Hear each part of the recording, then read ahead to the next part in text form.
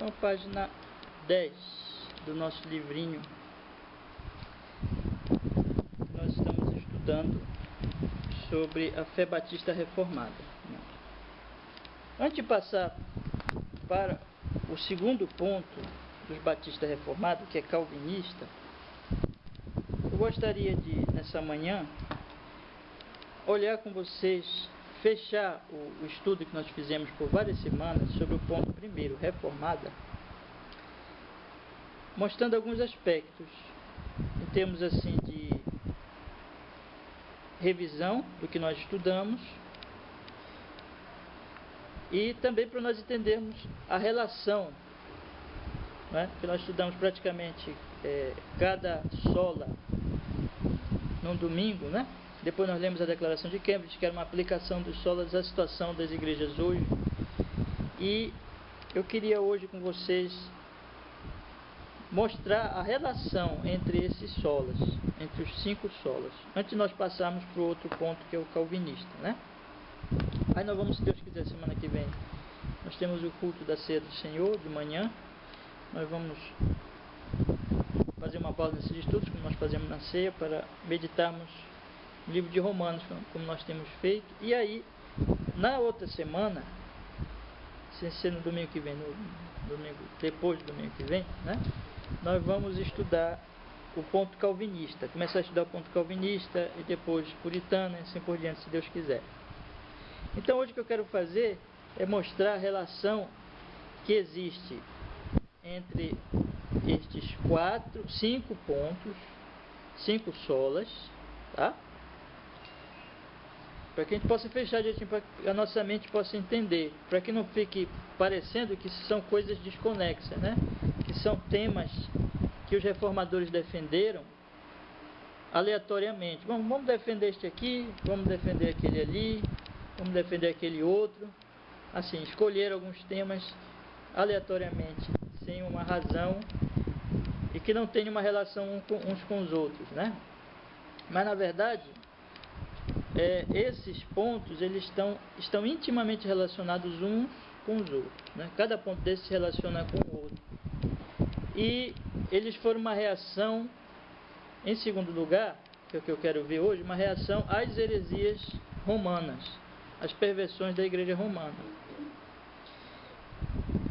E em terceiro lugar, eu queria então fazer uma aplicação de tudo isso hoje, tanto em relação à nossa vida pessoal, meus irmãos, como nós devemos nos portar diante disso, que isso não é só uma teoria, não é só uma coisa que nós devemos ter na nossa mente e pronto, mas é alguma coisa que precisa ser vivida, compreendida e vivida, né? Então, sobre esse terceiro aspecto eu quero também falar, então, de uma aplicação pessoal, como também uma aplicação em relação à igreja, em relação, em primeiro lugar, à nossa própria congregação, mas com relação a uma luta que nós precisamos ter com relação à igreja em geral, ou às igrejas no Brasil e no mundo. Uma luta que nós precisamos ter de nos posicionarmos contra as heresias que existem hoje. Porque eu também procurei mostrar para os irmãos, né, essa ligação muito grande que existe entre o que estava acontecendo lá na igreja romana com o que está acontecendo hoje.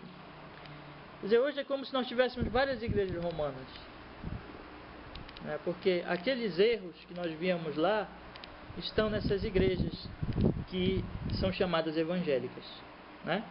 Então nós precisamos nos posicionar muito contra isso, de maneira muito firme.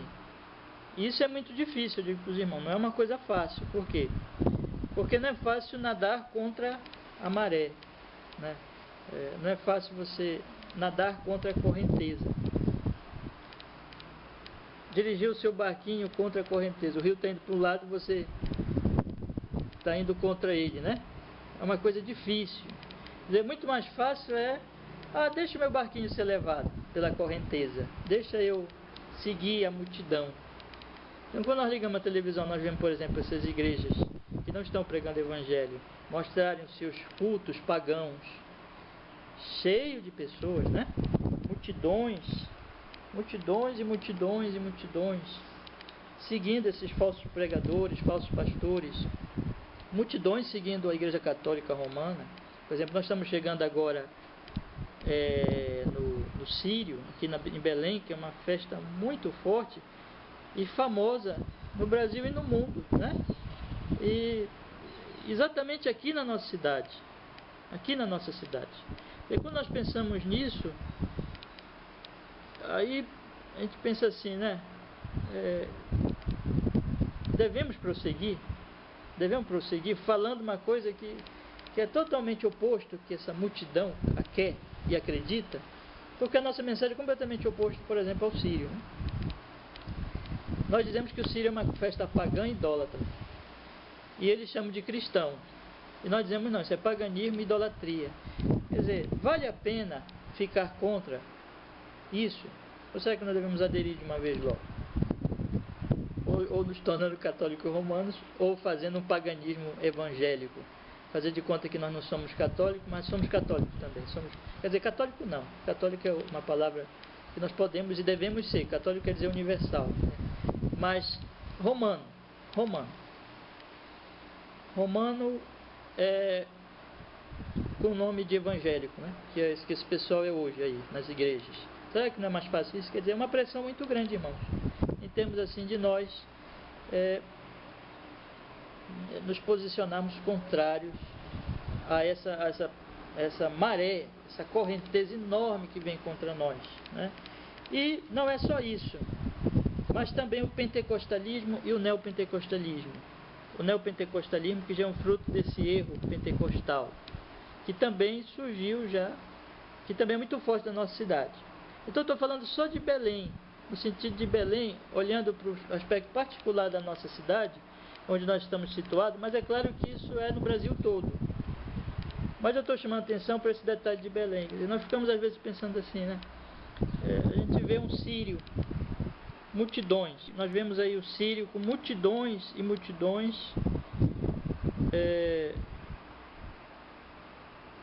seguindo aquela idolatria. Então nós vemos isso aí, irmãos. As igrejas pentecostais e neopentecostais arrebatando multidões.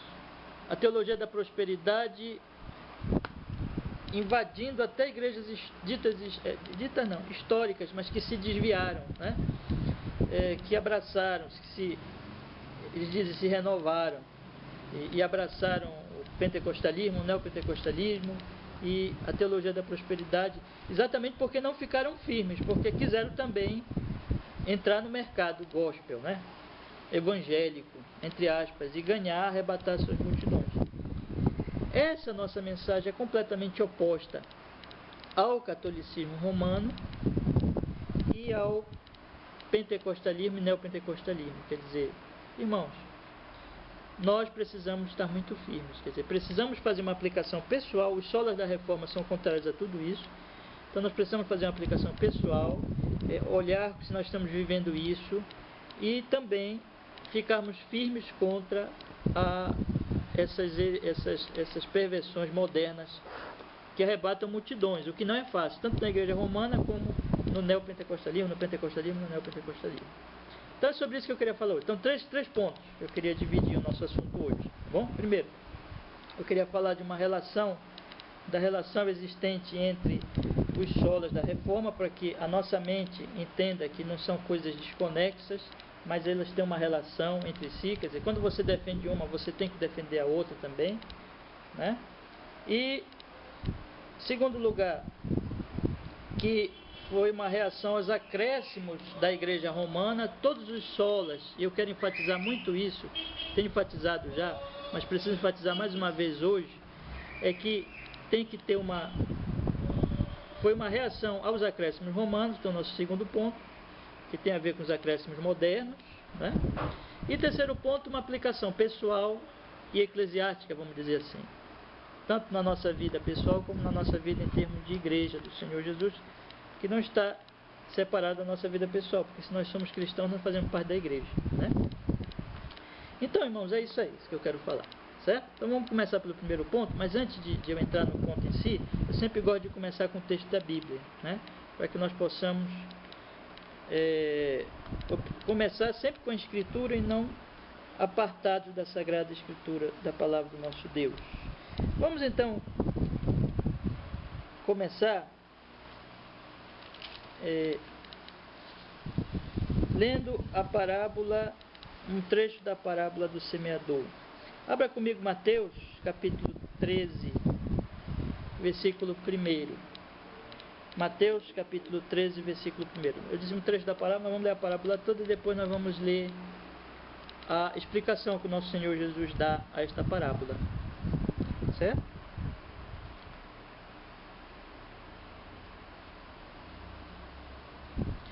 Mateus, capítulo 13.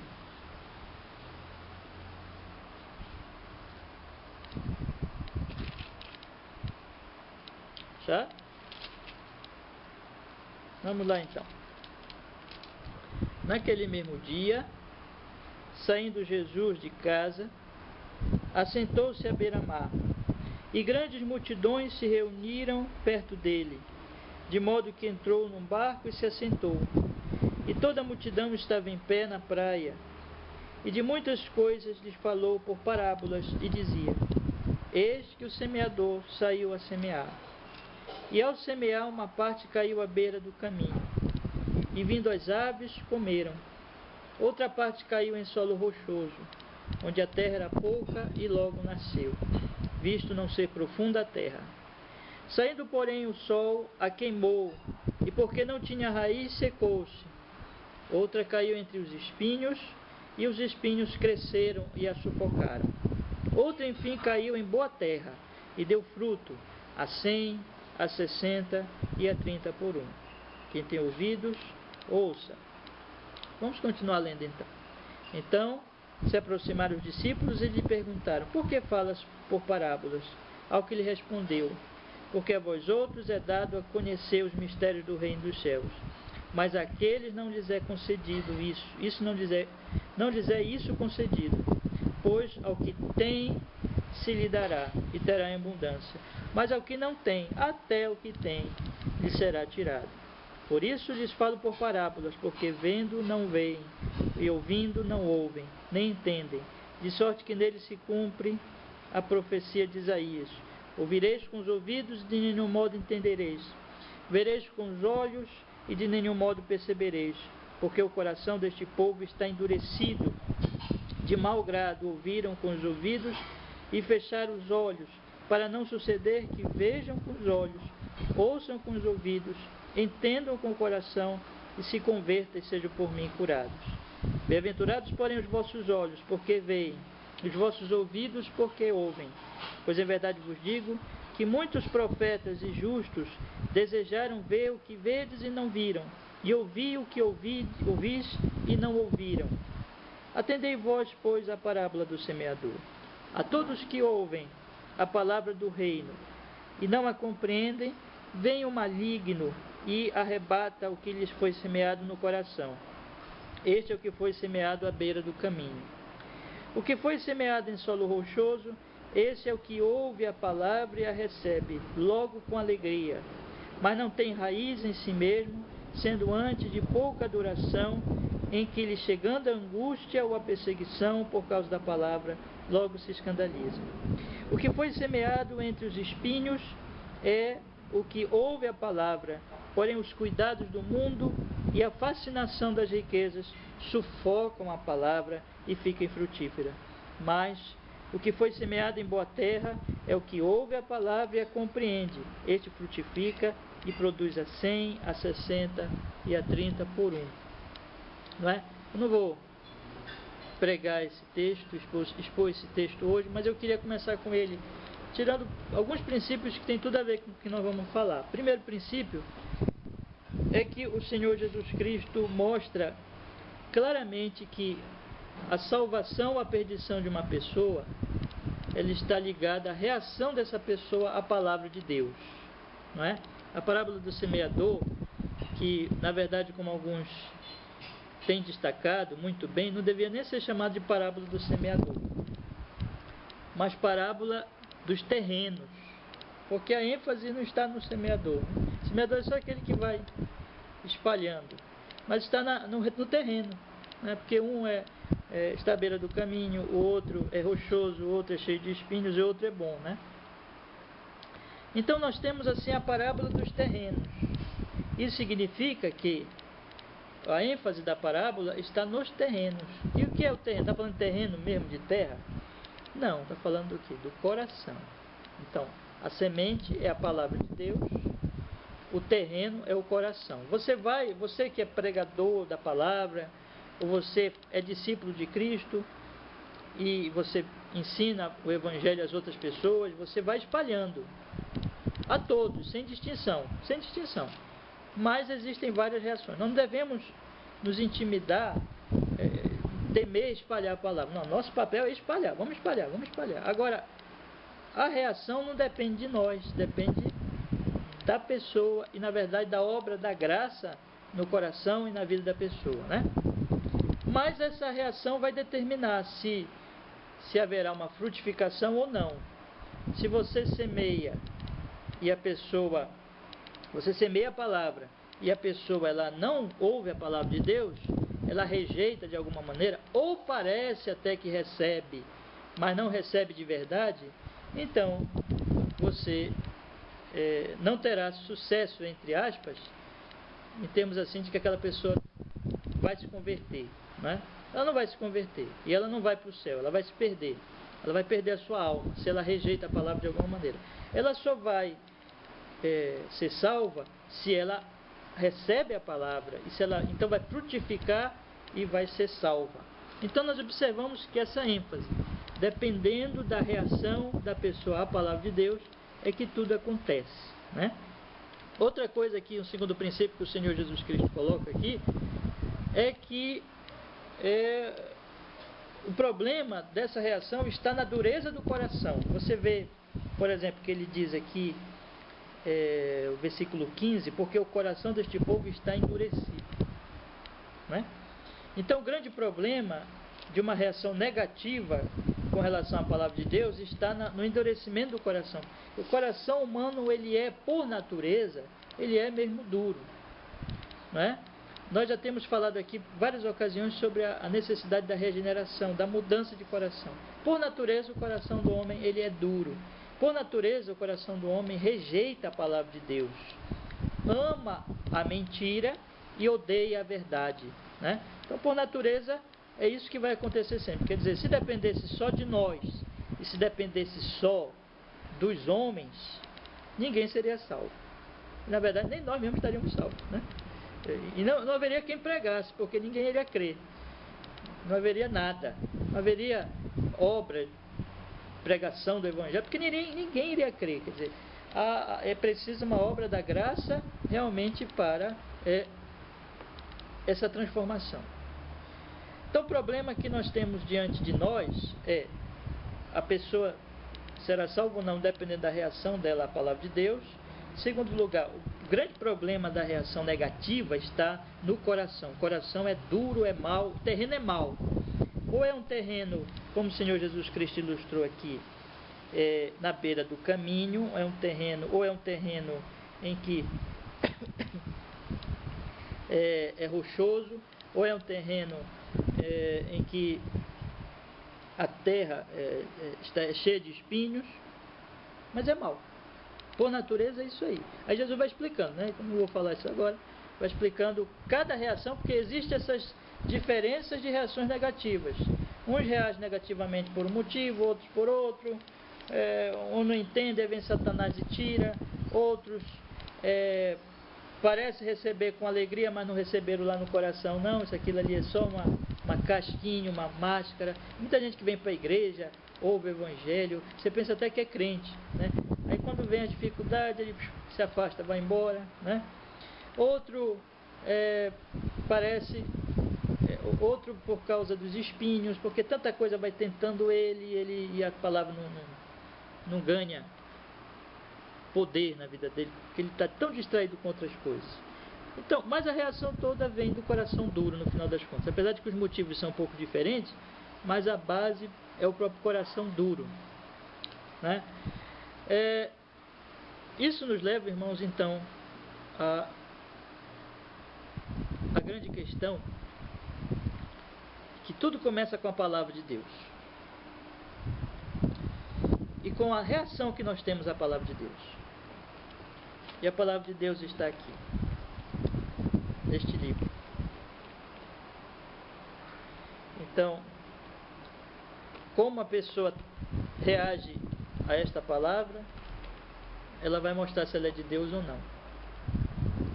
E a graça de Deus vai fazer a pessoa amar essa palavra. Vai fazer a pessoa receber a palavra, o Evangelho, segundo a Escritura Sagrada. Mas se ela não for objeto da graça de Deus, até parece que ela ama essa palavra. Ela pode andar até assim com ela, do lado, né? Anda com a Bíblia, vai para todo lado, vai para lá, vai para cá, para lá, para cá. Pode até ser que ela cite textos da Bíblia, espaços, assim, cita um, cita outro, e tenha muitos versículos decorados.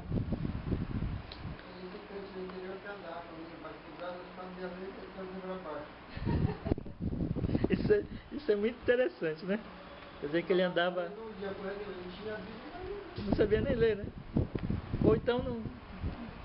Era tão desinteresse, né? Quer dizer que ele andava com a Bíblia debaixo do braço, mas quando ia ler era de cabeça para baixo. Mas é isso aí, né? Então é um desprezo mesmo. Então, meus irmãos, a pessoa pode parecer que ama a palavra de Deus, mas não ama. A Reforma Protestante trouxe essa mensagem sobre, colocando a coisa em questão, essa questão. Como você trata a Bíblia? O que você pensa dela? Não é? O pastor Paulo Anglada, que eu já até dei alguns estudos dele aqui para vocês e tudo mais, ele tem um livro dele muito bom, Sola Escritura, em que ele está da doutrina reformada da revelação. E lá ele coloca os problemas da reação negativa à palavra de Deus. Não? Ele fala do tradicionalismo, do racionalismo, não é? Também tem a questão do misticismo, das tantas coisas que vêm penetrando e vêm afastando as pessoas da Bíblia. Pois é, tradicionalismo o que é? É colocar a tradição empatada com a Bíblia, e claro que quando fica empatada com a Bíblia, não fica empatada, fica sobreposta à Bíblia, fica mais importante que a Bíblia, que é o que a Igreja Romana faz. A Igreja Romana interpreta a Bíblia pela sua tradição, e ela diz, nós é que interpretamos a Bíblia. Então a Bíblia fica escravizada pelo que eles dizem, pelo que eles ensinam, não é? Outra coisa é o racionalismo, que isso é uma coisa da teologia liberal, uma teologia herética que surgiu, vamos dizer assim, nos últimos tempos e que contaminou a igreja, né? Então a teologia liberal é aquela teologia que coloca a razão acima da Bíblia. Racionalismo é isso, colocar a razão acima da Bíblia. Então a minha razão vai julgar a Bíblia. Então a Bíblia também ela fica escrava da razão. Então um fica escrava da tradição, no outro caso é o tradicionalismo, né? No outro caso fica escravo o quê? Da razão, que é o racionalismo, certo? Então isso a gente vê muito por aí, até em seminários teológicos no Brasil, professores ensinando esse racionalismo. E sim. Pois é, né, irmão? É verdade. E aí o que acontece é que, por exemplo, alguns jovens entram no seminário crente e saem incrédulos, né? Saem pastores liberais, teólogos liberais, que não acreditam mais nos milagres e não acreditam mais no que a Bíblia ensina e assim por diante, né? É claro que esses jovens não eram crentes de verdade. Se fosse crente de verdade não iam perder a fé, né? Mas parecia que era o crente. Mas isso acontece muito, tem acontecido muito em seminários. A pessoa jovem entra acreditando que a Bíblia é a palavra de Deus, e aí pega lá um professor incrédulo, não acredita em nada, e fala, e se põe como o doutor e como o que está do lado da ciência, e aí o jovem fica bombardeado com aquelas ideias, não tem fé verdadeira, né? A sua fé é frágil, e aí ele sai de lá incrédulo também. Também na universidade. Exatamente. Com certeza, irmão. A universidade exatamente. A universidade no Brasil é totalmente dominada pelos esquerdistas, ateus, né? E quando um jovem entra, eu sempre digo para um jovem, até foi bom, irmão, lembrar disso. Quando ele passa no vestibular, que ele vai estudar, eu digo para ele tomar cuidado. As federais, né? Principalmente as federais. Mas eu digo sempre, tome cuidado, porque é aquela questão do orgulho, né? Eles acham que sabem tudo, né? Na verdade não sabem nada. Os professorzinhos de faculdade são um bando de tolos ignorantes. Não todos, né? Mas esses que seguem essa linha do ateísmo se acham os grandes. Não são nada, são os bobinhos, ignorantes, que se acham muito inteligentes, né? Mas os jovens, eles chegam lá e eles são bombardeados por essas ideias. Então, o racionalismo. Exatamente. Já está muito firmado, né? É verdade. Então, o racionalismo. Outro problema também é o misticismo, né? Que é aquela coisa assim, Deus fala comigo direto. Deus fala comigo, Deus me dá uma revelação fresquinha. Isso. Exatamente. Então, isso também põe a Bíblia lá embaixo. A Bíblia, ela fica debaixo da revelação que supostamente o Espírito Santo me deu. Então, o tradicionalismo põe a Bíblia embaixo. O racionalismo põe a Bíblia embaixo. O misticismo põe a Bíblia lá embaixo. Quer dizer, a Bíblia, qual é a sua reação à Bíblia? Nós estamos vendo essas três coisas aí nas igrejas. Ou são igrejas tradicionalistas, ou são igrejas racionalistas, ou são igrejas místicas, né? A maioria das igrejas por aí é só mística, é só novas revelações, apóstolos e homens poderosos que fazem tudo. Eles são Deus, na verdade, não é o Deus da Bíblia. E eles que dizem o que tem que se crer na Bíblia. E a Bíblia mesmo não é pregada, não é ensinada. A Bíblia é fechada para as pessoas, como aconteceu na Reforma. Então, o primeiro sola, e é por isso que eu li com os irmãos o Mateus 13, o primeiro sola é sola Escritura, porque tudo começa aqui. Qual é a sua reação à Bíblia? Você diz que a Bíblia é a palavra de Deus suficiente e autoridade para a sua fé e sua prática ou não? Ou você diz isso, mas você põe a Bíblia debaixo de uma autoridade maior que ela, seja tradicionalismo, seja racionalismo, ou seja o misticismo? Essa é a grande questão.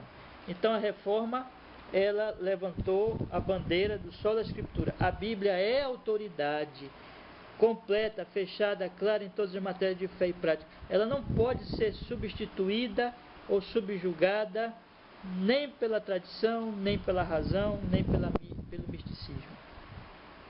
Todas essas coisas têm que ser postas em julgamento pela Sagrada Escritura. É claro que a Igreja Romana não aceitou isso, não aceita isso até hoje. É claro que os racionalistas não aceitam isso. Dizem assim, você quer que a Bíblia julgue a minha razão? Esse livro antigo, que é cheio de mitos, tem o mito da criação, tem o mito disso, o mito da serpente que tentou Adão e Eva. Então você quer que a Bíblia julgue a minha razão? Então ele se sente muito por cima, e que a Bíblia é um livro muito antigo. Eles têm que julgar a Bíblia, né?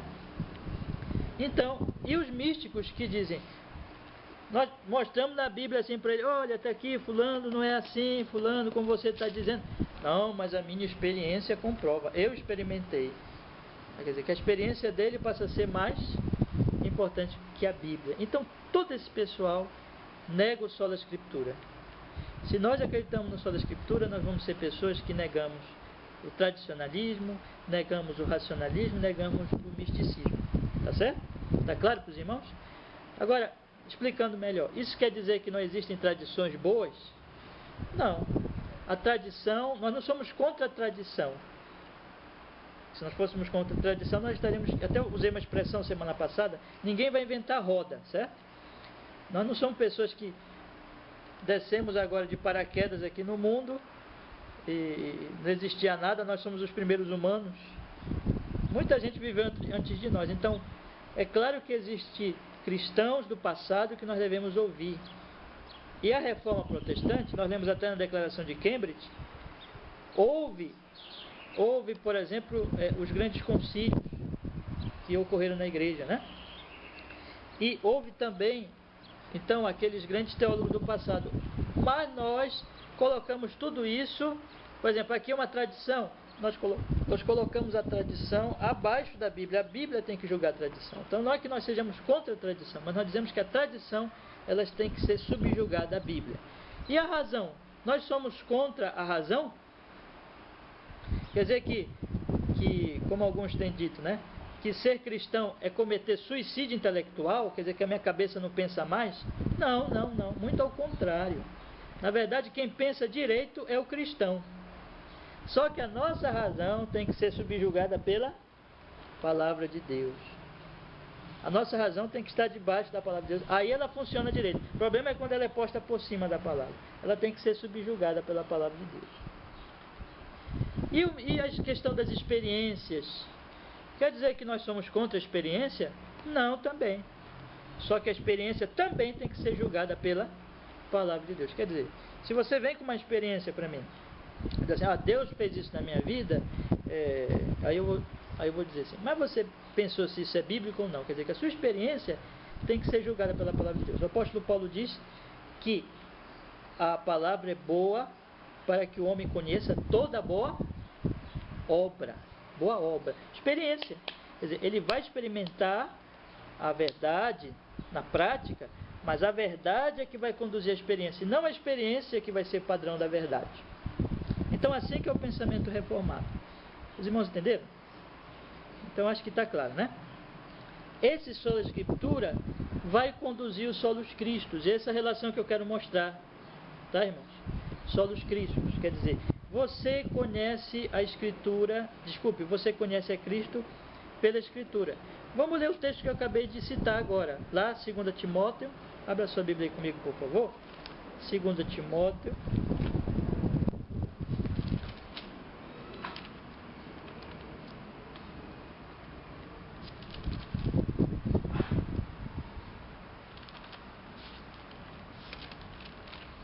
Capítulo 3, versículo 14. 2 Timóteo, capítulo 3, verso 14.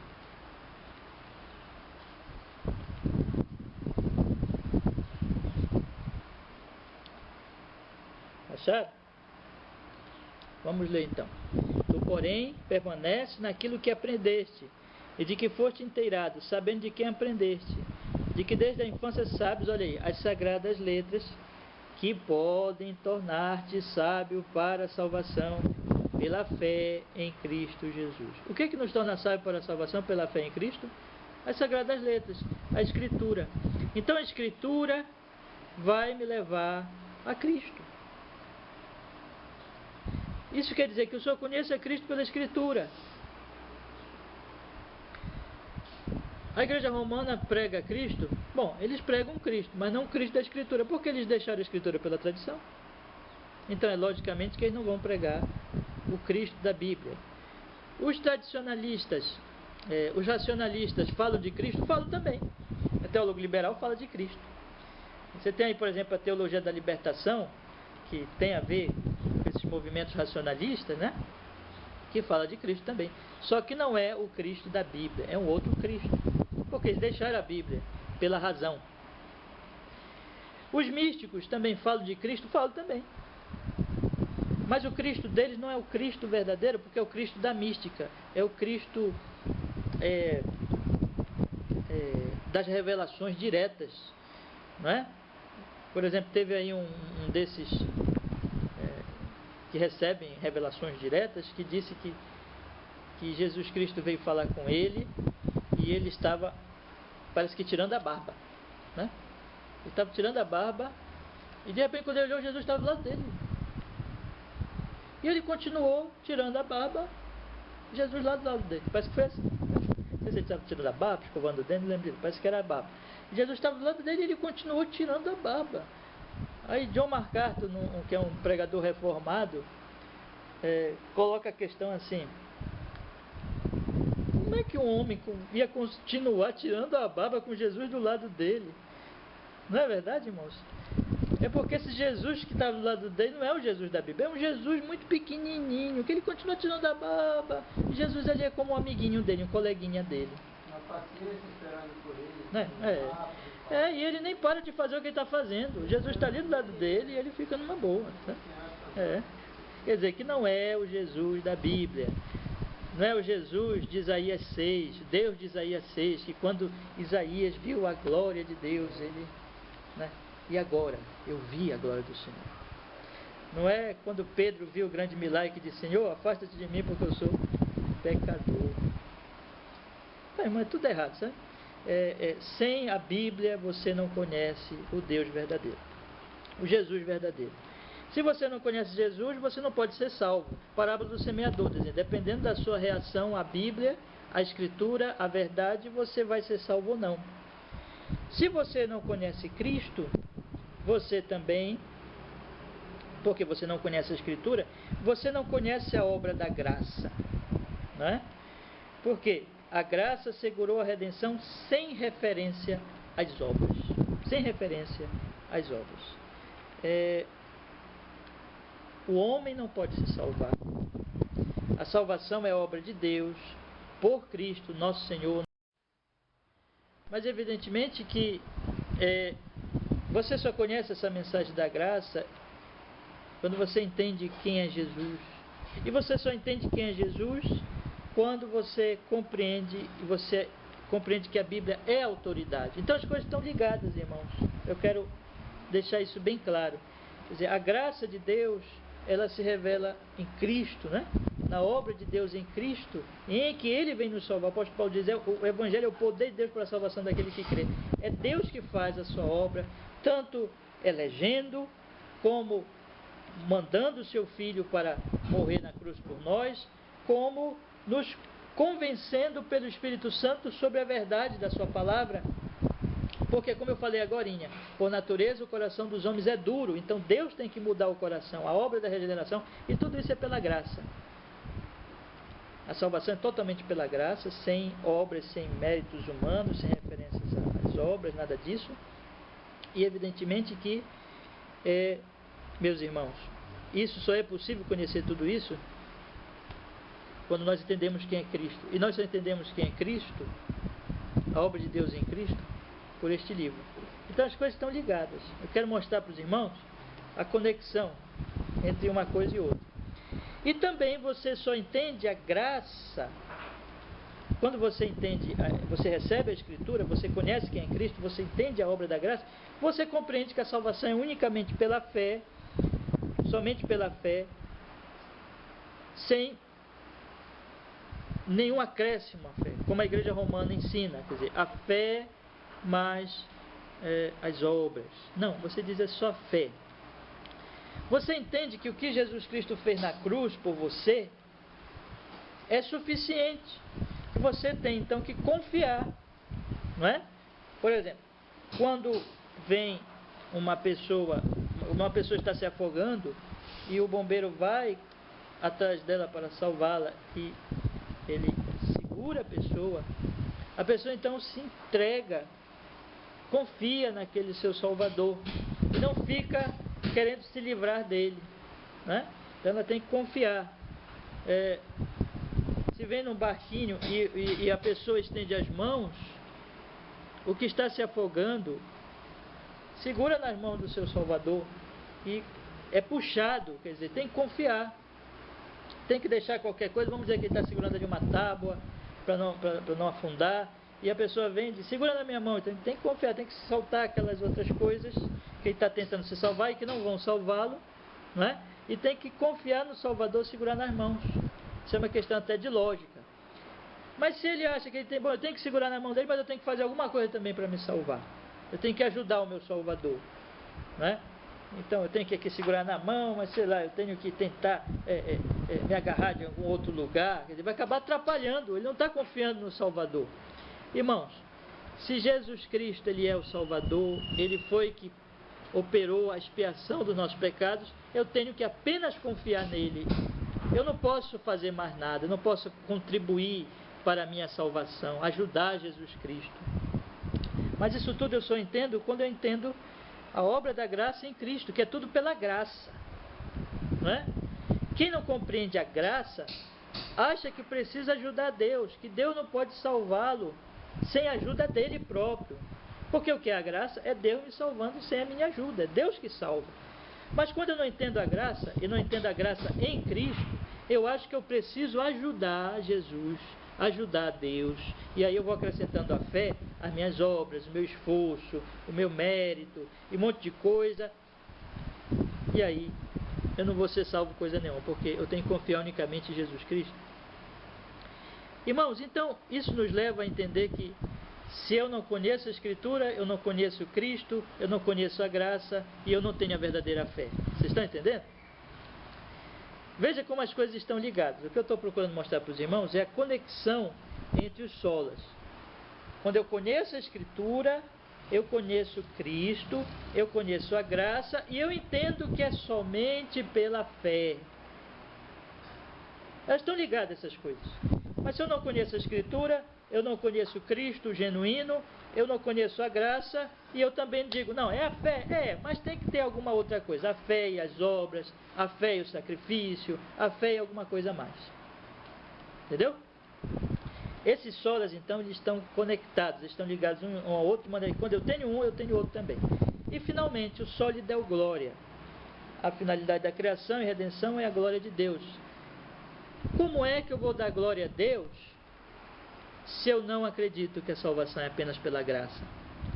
Se eu acredito que eu tenho que fazer alguma coisa. Se eu acredito que eu tenho que fazer alguma coisa, a glória não vai ser só a Deus. A glória vai ser uma parte para Deus, afinal de contas Deus me ajudou, né? Mas outra parte vai ser minha, que também me ajudei. Eu me ajudei, eu participei do processo, então eu mereço a glória. Junto com Deus. Mas, por que acontece isso? Por que as pessoas deixam de dar glória somente a Deus e começam a dar glória também a si próprios? Porque elas abandonaram lá o primeiro princípio, sola Escritura. Quando elas não conhecem o sola Escritura, elas não conhecem o Cristo da Bíblia, elas não conhecem que a obra é pela graça, elas não conhecem que elas têm que confiar apenas em Cristo e só, e elas acham que tem que fazer alguma outra coisa, então elas não dão glória somente a Deus, elas dão glória a Deus, mas glória a elas também. Mas quando você entende a mensagem da Escritura, você entende o Cristo da Escritura, a graça de Deus, e você confia unicamente em Deus, aí você chega e diz assim, a Ele a glória, porque Ele fez tudo e eu não fiz nada.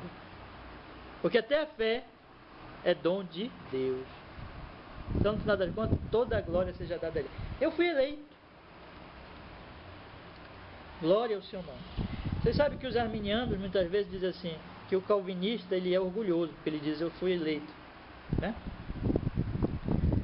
Só que nada mais longe da verdade dizer que o verdadeiro calvinista é orgulhoso. Se tem um calvinista orgulhoso, não é verdadeiro calvinista, certo?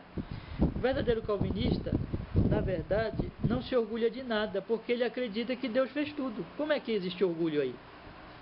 Não há orgulho nenhum. Orgulho é quando eu digo que eu fiz alguma coisa, que eu participei, que eu ajudei a Deus, que eu me converti, que eu me arrependi, que fui eu. Mas o calvinista diz, eu me arrependi? Sim, mas o arrependimento é um dom. Fui eu que criei? Sim, mas a fé é um dom. Fui eu que ouvi a palavra? Sim, mas eu não ouviria se Deus não tivesse mudado meu coração. Se Deus não tivesse me feito disposto a ouvir a palavra. Então toda a glória seja dada a Deus. Eu tenho que viver uma vida santa? Sim, mas a minha vida santa não é que vai ganhar minha salvação, mas é a evidência de que eu já fui salvo. Eu não pratico os mandamentos para ser salvo, mas porque eu já fui salvo, porque eu amo ao Senhor e odeio o pecado, e eu sou grato por tudo que Deus me fez. Então o calvinista verdadeiro é alguém que dá glória a Deus, que não tem orgulho, tá certo? Que não se orgulha nessas coisas e dá glória a Deus. Então o calvinismo verdadeiro, genuíno, ele é anti-orgulho. né? Então, nesse aspecto que eu estou dizendo para os irmãos, em que muitas vezes nós somos acusados de orgulhosos, porque nós falamos da eleição. Ah, só vocês são eleitos, vocês falam de eleição, que orgulho. Não. A eleição é uma doutrina anti-orgulho, porque diz, o homem não pode fazer nada, o homem é dependente de Deus. Na verdade, o orgulhoso é quem nega a eleição.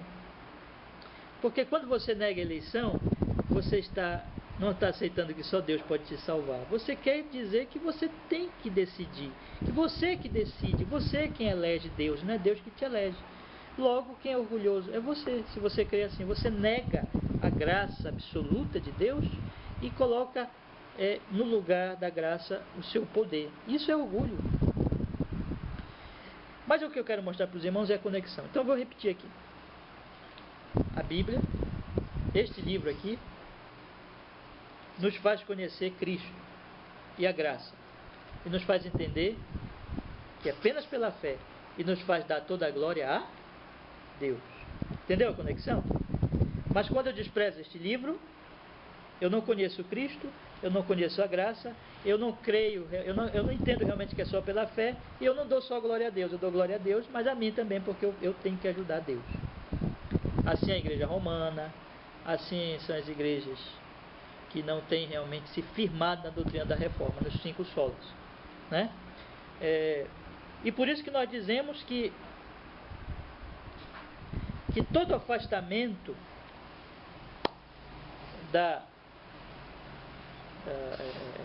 por exemplo, o que a igreja romana ensina e prega é um semi-pelagianismo. Já falei para você de Pelágio, né? E foi um herege do passado que dizia assim: o homem, o negócio está no homem mesmo, o poder está no homem. O homem é que se salva, o homem é que decide, o homem, ele que faz mesmo as coisas. Pelagianismo. O semi-pelagianismo é aquela mistura da mensagem bíblica com esse pelagianismo, dizer assim, não é apenas o homem, é a graça, mas o homem tem também que responder, tem que fazer a parte dele. E aí você ensina um semi-pelagianismo, é o que a igreja romana ensina. Os católicos romanos ficam muito chateados quando a gente fala isso, que eles são semi-pelagianos. Eles ficam muito chateados, dizem assim, isso é uma acusação falsa. Mas não é falsa. Eles estão misturando a graça com o poder do homem. Se você não é pelagiano ou não é semi-pelagiano, você nega, você diz isso. Não, é só a graça. É a obra de Deus em Cristo Jesus, né? Então essas tendências semi-pelagianas estão nas igrejas modernas e nós temos que rejeitar isso e afirmar claramente que é apenas pela graça de Deus. Irmãos, eu queria perguntar para vocês entenderam a conexão entre os 5 solas? Está claro? Tá? Ok, vamos para a segunda parte então. Dá tempo, graças a Deus, está dando tempo. A segunda parte é a luta dos 5 solas foi a luta contra a adição, né? A adição que a igreja romana ela estava promovendo e que hoje tem que ser a nossa luta, porque as igrejas modernas também estão promovendo. Eu quero ler um trecho desse livro que eu já li com vocês, Vivendo para a Glória de Deus, de Joel Bick. Eu vou ler aqui um trecho dele, que ele nos ajuda a nós entendermos isso, tá? Ele coloca aqui os solas da reforma, os 5 lemas da reforma, do lado do ensino romano. E aí ele faz uma comparação entre o que os solas defendiam e o que a igreja romana defendia na época. E essa comparação dele nos ajuda a compreender que os solas eram uma luta, esses lemas eram uma luta contra as adições da igreja romana. A igreja romana estava acrescentando ensinos à Bíblia, né?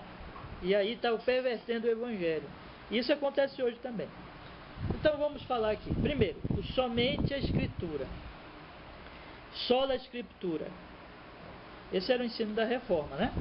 Olha, somente a escritura. Eu já disse para vocês que somente, sola quer dizer somente, né? Como era o ensino romano? A escritura e a tradição. Vocês estão percebendo o acréscimo? Quer dizer, a igreja romana acredita na Bíblia? Sim, acredita. Não podemos acusá-los de dizer assim, não. Eles não acreditam na Bíblia. Eles acreditam na Bíblia. Mas eles não acreditam só na Bíblia. Eles não creem. Exatamente. Eles acreditam na Bíblia, acreditam, só que eles não acreditam na suficiência da Bíblia. Suficiência. Olha, o que é uma coisa suficiente? Não é? Você está fazendo lá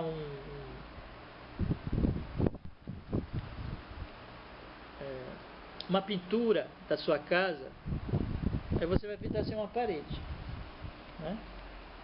Aí você compra como é que a gente chama? Não, a tinta, como é que a gente chama a vazia da tinta? O galão, né? Você compra um galão, né? Aí você diz assim, olha, aí o pedreiro está lá pintando, está pintando lá. Aí você fala para ele assim, vamos dizer que ele chame seu João, quantos galões? Aí vai dizer, olha, para essa parede aqui, 1 galão é suficiente. Como é que você entende essa frase? 1 galão é suficiente. Como é, Carol, que tu entenderia essa frase?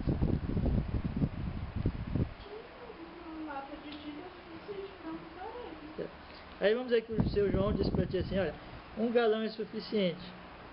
Aí tu compras 1 galão, 2 galões. Acreditaste que é a palavra dele? Não. Não é verdade, moça? Então... Uma Coca-Cola de 1 litro você tem que falar as 4. Não, 2 pau para cada um, pronto, tá bacana. Tá resolvido. Eu comprar 2 vezes, então não acreditei. Tá resolvido, né? É verdade. Então, o irmão quer o exemplo da Coca-Cola. Uma Coca-Cola de 2 litros, né, irmão? Suficiente para 4. Tá certo.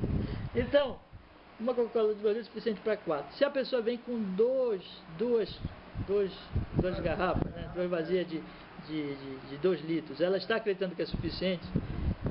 Ou ela não está acreditando, ou ela é muito gulosa, né? Mas ela não está colocando o suficiente. Suficiente é o quê? É o necessário. Não preciso de mais nada. Acabou. A doutrina reformada é só. Não preciso de mais nada para conhecer a fé e a prática cristã. Só a Bíblia. Por isso que o reformado diz sempre para o católico romano ou para qualquer um: me prove na Bíblia. Aí o católico diz assim: sabe por que vocês dizem assim?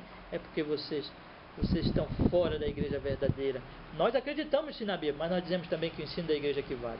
Aí nós respondemos para ele: então você não acredita que a Bíblia é suficiente? Acabou. Você tem que me provar na Bíblia. Certo? É a mesma coisa com o racionalista, né? Eu falei para vocês também. O racionalista não diz que a Bíblia é suficiente. Ele diz que a Bíblia é julgada pela minha cabeça, pela minha razão. Então ele também não crê na suficiência da Bíblia. E o que segue o misticismo, né? Essa pessoa, ela também não crê só na Bíblia, mas ele crê nas revelações novas, nas experiências e assim por diante. O verdadeiro reformado, ele diz: somente a Bíblia, somente a Bíblia, somente a Bíblia. É por isso que eu fico às vezes muito preocupado com alguns irmãos reformados. Eu digo que são reformados porque são, entendeu? Eles defendem os solas, mas quando no primeiro solo eles têm uma coisa assim que na minha opinião, na minha visão, eles estão muito contraditórios. E tem muita gente boa, nós consideramos irmãos nossos, mas que não são sensacionistas. Eu fico assim, mas como é que é isso? Pessoa, não, eu defendo que a Bíblia é suficiente. Ainda diz assim: não, eu defendo que a Bíblia é suficiente. Mas você não é sensacionista? Você acredita nos dons hoje? Você acredita em profecias hoje? Você acredita em dom de línguas hoje? Então como é que é isso?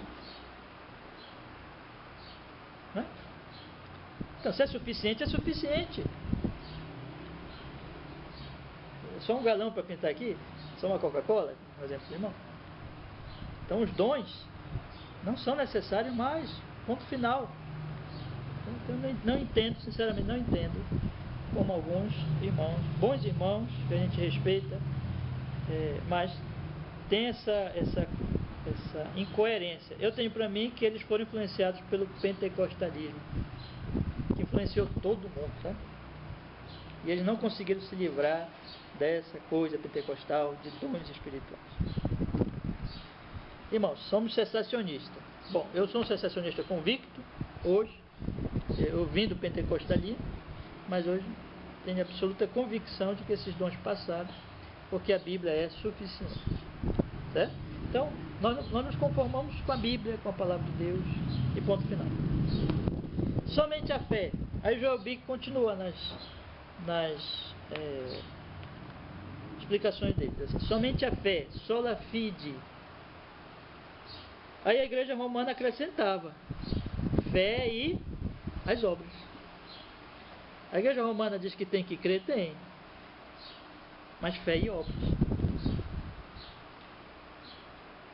Só que isso nega o evangelho. Por quê?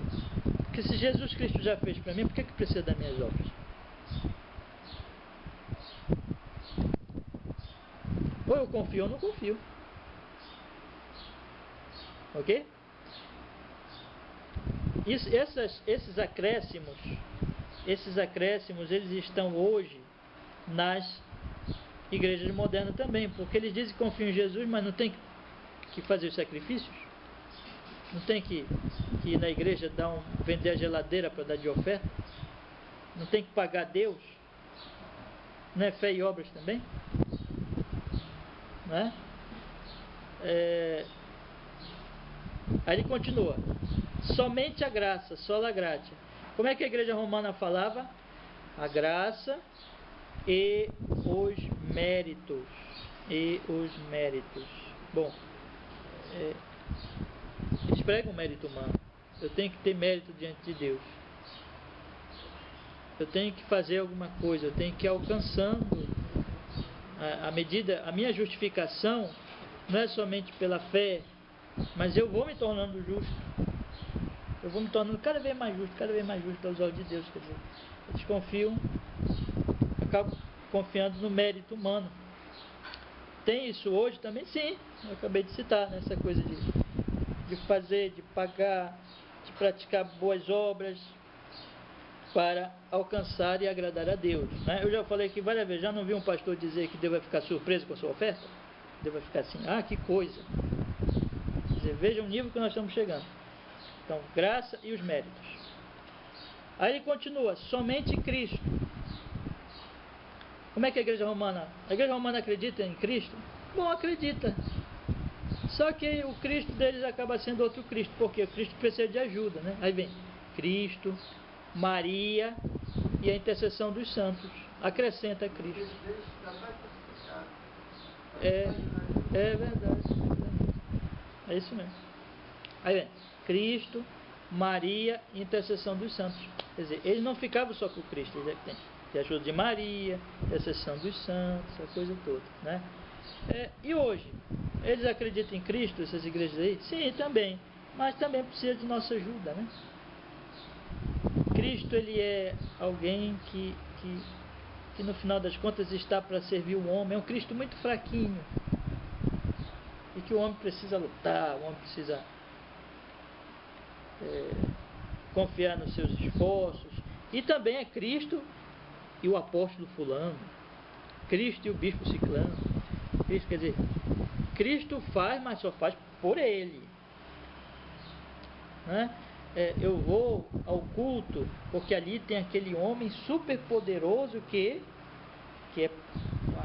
a coisa acontece por ele, por outro não acontece. Mas olha irmão, eu não vi uma vez uma senhora dizer assim, passou na frente de uma igreja, aí uma estava comentando com a outra sobre uma outra igreja, aí ela dizia assim, não, mas olha fulano, mas aqui acontece, viu? Aqui o poder, aqui é o negócio, aqui é a coisa.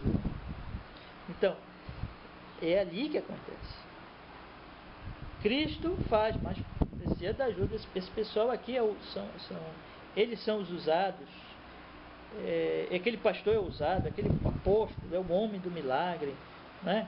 Intercessão dos santos. Você quer oração? Vá com fulano. Não faça só oração você a Deus. Você tem que pedir oração para ele, porque ele é o tal. Quando ele pois é. quando ele ora, a coisa acontece. Mas se ele não ora, só você orar não adianta muito não. Você tem que pedir a oração dele, a intercessão dele. Então, Cristo, Maria, intercessão dos santos.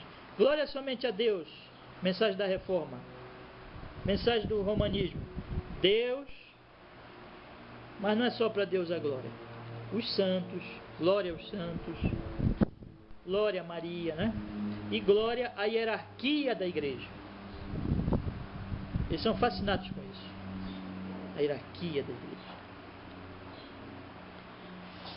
A mesma coisa nessas igrejas modernas, da glória a Deus, mas glória a Deus e ao apóstolo e a hierarquia da minha igreja, ao templo. A Universal não está fazendo o templo de Salomão? Então o que é isso? A glória física. Vamos fazer uma coisa que você pode pegar. Você vai chegar lá e você vai pegar, você vai tocar no templo de Salomão. Então, se a glória do templo maior do que do primeiro, a terceira templo vai ser maior do que aí, imagina, né? Como é que vai ser aí? Vai ser uma glória só.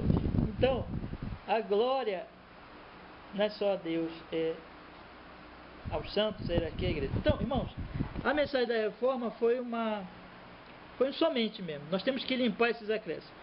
Somente a Escritura, a Igreja Romana. Escritura e tradição. Somente a fé, a Igreja Romana. Fé e obras.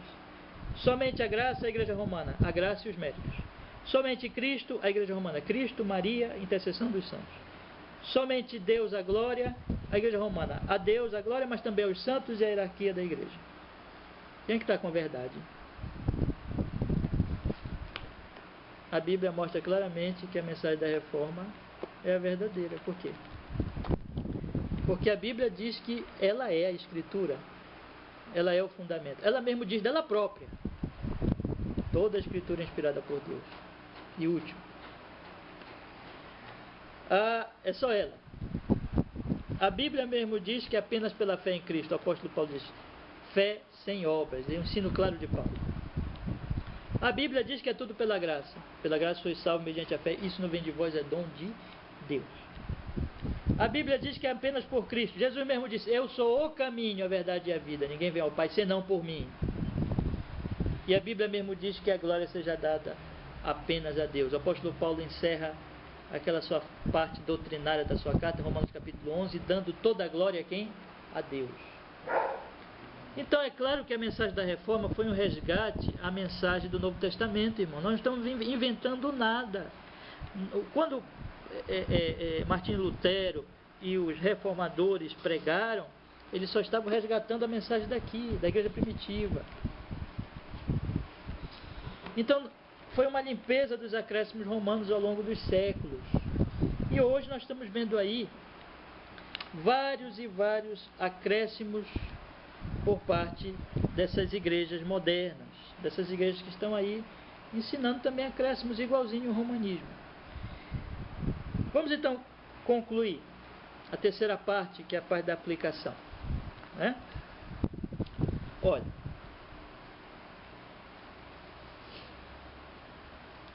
eu quero fazer primeiro uma aplicação pessoal, ainda que breve, mas pessoal. Meus queridos irmãos, nós precisamos lutar muito por esses solas na nossa vida pessoal. Eu queria dar algumas sugestões para os irmãos sobre isso. Sobre o primeiro sola, sola escritura. Você acredita nisso de verdade? Acredita nisso? Você acredita que a Bíblia é suficiente? Acredita? Então faça uma coisa. A primeira coisa que você tem que fazer é que você tem que ler todo dia a Bíblia. Todo dia. Todo dia. E ler em oração, meditação. Meditando e aplicando na sua vida. Pedindo para Deus falar com você, lhe iluminar e meditando. E viva o que você aprendeu. Viva. Deixe todo pecado, tudo que a Bíblia disser, quando a Bíblia disser assim, isso aqui é pecado, deixe, porque é pecado mesmo. E siga a vontade de Deus em tudo. siga o que Deus manda. Quando você veio para o culto, faça a mesma coisa. Ore para que o pregador não invente nada. Ore por mim, ore por outros que pregarem aqui. Para que o pregador não invente nada, mas ele só faça expor a mensagem deste livro. Ore por isso. Depois faça com os bereanos. Confira se está tudo de acordo com a Bíblia. Ouça a palavra com atenção, conferindo na Bíblia. Não fique pensando em outra coisa quando você estiver ouvindo a mensagem. Preste bem atenção. Dê atenção. Clame para que Deus fale com você. Depois que você sair daqui, continue meditando. Investigue na sua Bíblia. Procure estudar cada vez mais, entender a mensagem da Escritura. E viva. Se você fizer isso, você vai conhecer cada vez mais ao amado Salvador Jesus Cristo. Você já conhece. Se você é um crente verdadeiro, você já conhece. Mas quanto mais você estudar a Bíblia, quanto mais você ouvir a pregação, meditar, mais você vai conhecer sobre Jesus Cristo. E a graça de Deus e a obra de Deus. Mais você vai entender que você foi salvo unicamente pela graça e que você só podia confiar nele. Então desvencilhe-se de qualquer ensino falso sobre Jesus Cristo. Ore a Deus para que você tenha um entendimento cada vez mais claro, melhor sobre quem é o seu amado Salvador Jesus Cristo. Irmão, nós vamos passar a eternidade toda conhecendo mais e mais de nosso Senhor e nós não vamos conhecer nunca totalmente a Ele, porque Deus, a Trindade é infinita. Então aqui nós temos que continuar progredindo em conhecer o nosso Salvador, nosso Senhor, o Deus Trino, o Pai, o Filho e o Espírito Santo. Então, entender cada vez melhor a graça de Deus. E quanto mais você entender, e ore para que você entenda, e faça isso lendo a sua Bíblia, aqueles conselhos que eu já dei, e quanto mais você entender, mais você vai amá-lo. Mais você vai amá-lo. Mais você vai odiar o pecado. Mais você vai ver como Deus foi bondoso com você, gracioso por sua vida, que você não merecia absolutamente nada, mas Ele fez de você seu filho. Ele deu Jesus por você. E a partir daí você vai aprender a confiar também cada vez mais nele. Descanse nele, descanse sempre na graça. Descanse na sua obra. Confie que quando você pede perdão dos seus pecados, Ele realmente lhe perdoa. Confie no amor dele, na misericórdia, na graça, na bondade, na direção dele. Quando você estiver sofrendo, lembre que Ele te ama, que Ele morreu por você naquela cruz e que você vai sofrer apenas na medida necessária, que até os sofrimentos Ele vai transformar em bem para você e para a glória dele. Confie nele quando você estiver em alguma privação, em alguma dificuldade. Não se desespere, não desanime, porque aquele que deu o Filho por você não dará outras coisas, não fará outras coisas por você, não te guardará, não te protegerá. E quando finalmente chegar a hora de sua morte, lembre de continuar confiando nele, descansando nele, de enfrentar então o último inimigo, a morte, olhando sempre para Cristo, para a graça e para a misericórdia dele. Irmãos, a nossa esperança não está neste mundo. A nossa esperança está no nosso amado Salvador Jesus Cristo, que fez tudo por nós. E finalmente, irmãos,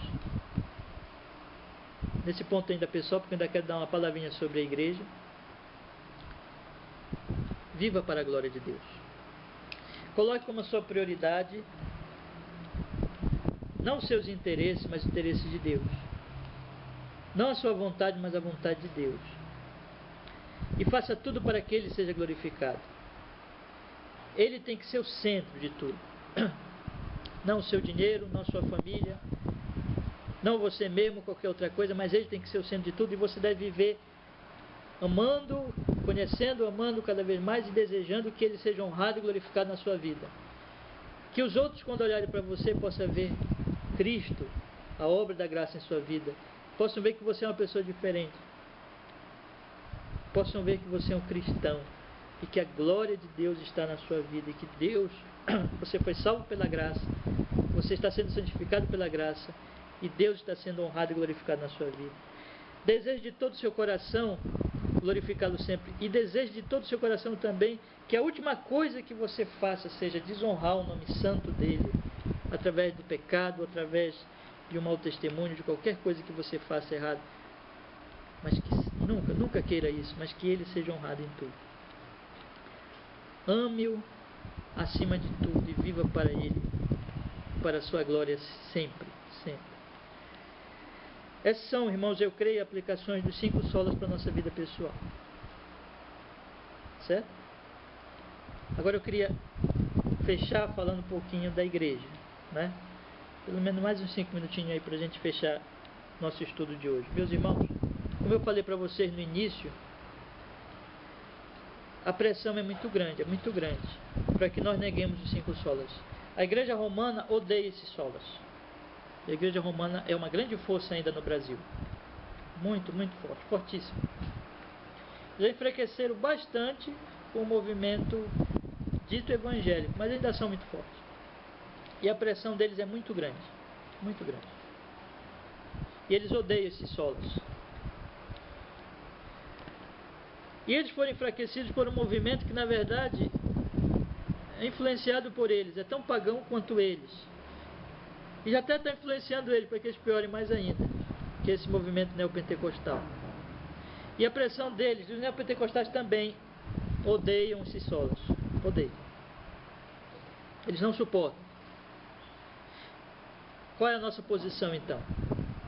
Nós estamos contra a correnteza. Contra. Nós estamos contra o sírio, que é um exemplo do poder romano na nossa cidade, né? Nós estamos contra as grandes concentrações neopentecostais de curas, de milagres, de prosperidade. Estão lotando reuniões em nossa própria cidade e pelo país afora. Não é fácil, né, irmãos? A tentação é muito grande, a pressão é muito grande para que nós, em primeiro lugar, tenhamos até vergonha de dizer que nós somos diferentes. A pressão começa aí. Não fale assim. A pessoa que você falar contra milhões de pessoas, não é fácil. Todo mundo está pensando de um jeito e você chega e fala outra coisa completamente diferente. Já pensou que você se revoltar contra uma doutrina extremamente popular e que todo mundo acredita? Contra um evangelicalismo extremamente popular, você dizer que tudo está errado? É fácil? Não. Mas deixa eu dizer uma coisa para os irmãos. Ser reformado é isso. Vocês acham que foi fácil para Lutero? Gente antes dele que morreu, irmão, por causa da fé. Ele colocou em risco a vida dele também. Vocês acham que foi fácil para os outros reformadores? Vocês acham que foi fácil para os puritanos do século XVII? Eles tiveram que sair de lá, por exemplo, para ir para os Estados Unidos, para a América. Muitos deles saíram devido a grande perseguição. Nunca é fácil ser cristão. Nunca é fácil seguir os solas da reforma. Mas se eu e você nós somos reformados, nós vamos ter essa coragem, porque a nossa coragem não vem de nós, a nossa coragem vem de Deus, exatamente porque nós cremos na graça de Deus. Então, meus irmãos, deixa eu dar um conselho para vocês: não se intimidem, falem, abre os seus lábios e fale da sua fé, não tenha medo não. Quando estiver numa conversa, fale a verdade e viva. Tenha coragem de defender essa bandeira, porque se nós nos calarmos, quem falará? As pedras? O Senhor disse, né? As pedras clamarão, né? Mas nós temos que falar. O Senhor disse: ide por todo o mundo e pregai o Evangelho a toda criatura. Então não vamos nos intimidar, não. Eu chamo meus irmãos a essa coragem santa, a ousadia santa dos homens de Deus. Fale e fique firme, não ceda. Defenda os solas da reforma com convicção.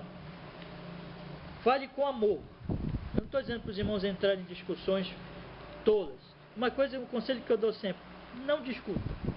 Se a pessoa quiser bater boca, se a pessoa quiser... Mas fale. Fale. Porque, quem sabe, meus irmãos, aquele a quem você está falando não chegará a crer. Nós sabemos, é apenas pela graça. Mas Deus muitas vezes usa nossas palavras humildes, simples, para convencer alguém. E nós somos fruto disso, não? Eu mesmo vim do pentecostalismo. E eu ficava extremamente aborrecido quando alguém vinha falar para mim alguma coisa contrária. Eu acho que vocês, de alguma maneira, experimentaram isso também. Mas alguém nos falou. Alguém chegou para nós e disse, ou nós tivemos contato com algum livro. Então, a nossa coragem tem que estar nisso, de nós permanecermos firmes na nossa fé, na proclamação dessas verdades. Doem a quem doer. E vamos orar pelos que estão aí. Irmãos, há um grande movimento reformado no Brasil. Muito bonito, muito importante.